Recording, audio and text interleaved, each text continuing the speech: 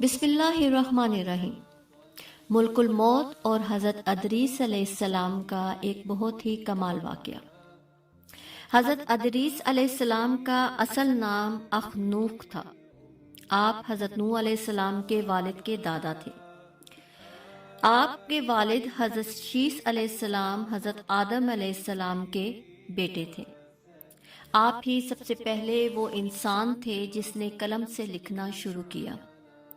کپڑوں کو سینا، سلے ہوئے کپڑے پہننے کی ابتدا آپ سے ہی ہوئی۔ اس سے پہلے لوگ جانوروں کی کھالیں پہنتے تھے۔ سب سے پہلے ہتھیار بنانے والے، ترازو بنانے والے، پیمانے قائم کرنے والے، علم و نجوم کے حساب کتاب کرنے والے آپ ہی تھے۔ یہ سب کام آپ ہی سے شروع ہوئے۔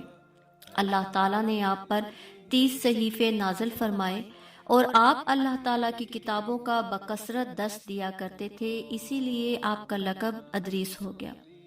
آپ کا یہ لقب اس قدر مشہور ہو گیا کہ لوگ آپ کا اصل نام بھول گئے۔ قرآن مجید میں بھی آپ کو ادریس کے لقب سے ہی یاد کیا گیا ہے۔ آپ کو اللہ تعالیٰ نے آسمان پر اٹھا لیا۔ بخاری اور صحیح مسلم کی حدیث سے یہ بات ثابت ہے کہ حضور صلی اللہ علیہ وآلہ وسلم نے شب معراج کے موقع پر حضرت ادریس علیہ السلام کو چوتھے آسمان پر دیکھا تھا۔ حضرت کعب احبار سے مروی ہے کہ حضرت ادریس علیہ السلام نے ملک الموت سے فرمایا کہ میں موت کا مزہ چکھنا چاہتا ہوں، کیا ایسا ہو سکتا ہے کہ تم میری روح قبض کر کے دکھاؤ؟ ملک الموت نے اس حکم کی تعمیل کی اور حضرت ادریس علیہ السلام کی روح قبض کر کے اسی وقت آپ کی طرف واپس لوٹا دی اور آپ زندہ ہو گئے۔ پھر آپ نے ملک الموت سے کہا کہ اب مجھے جہنم دکھاؤ تاکہ مجھ میں خوف الہی زیادہ ہو۔ چنانچہ یہ بھی کیا گیا۔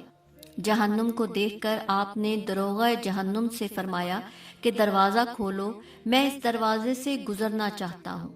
چنانچہ ایسا ہی کیا گیا۔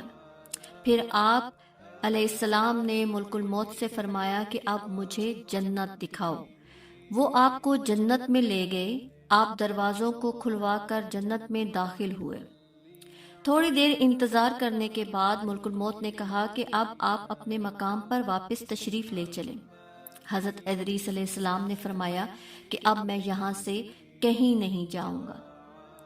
اللہ تعالیٰ نے فرمایا ہے کہ ہر نفس کو موت کا مزہ چکھنا ہے اور میں موت کا مزہ چکھ چکا ہوں، اور اللہ تعالیٰ نے یہ بھی فرمایا ہے کہ ہر شخص کو جہنم پر سے گزرنا ہے، تو میں جہنم پر سے بھی گزر چکا ہوں اور اب میں جنت میں پہنچ گیا ہوں، اور اللہ تعالیٰ کا یہ وعدہ ہے کہ جنت میں داخل ہونے والے کبھی جنت سے نہیں نکالے جائیں گے۔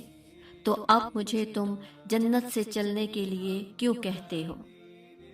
اللہ تعالیٰ نے ملک الموت کو یہ وحی بھیجی کہ حضرت ادریس علیہ السلام نے جو کچھ کیا میرے اذن سے کیا، اور وہ میرے ہی اذن سے جنت میں داخل ہوئے، لہٰذا تم انہیں چھوڑ دو، وہ جنت میں ہی رہیں گے۔ چنانچہ حضرت ادریس علیہ السلام آسمان کے اوپر جنت میں ہیں اور زندہ ہیں۔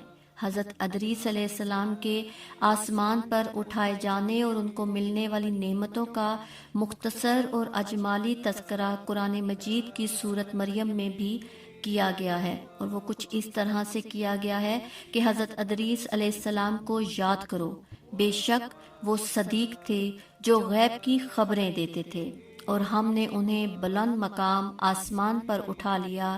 یہ وہ ہیں جن پر اللہ تعالیٰ نے اپنا انعام و اکرام فرمایا۔ جزاک اللہ خیر۔ السلام علیکم۔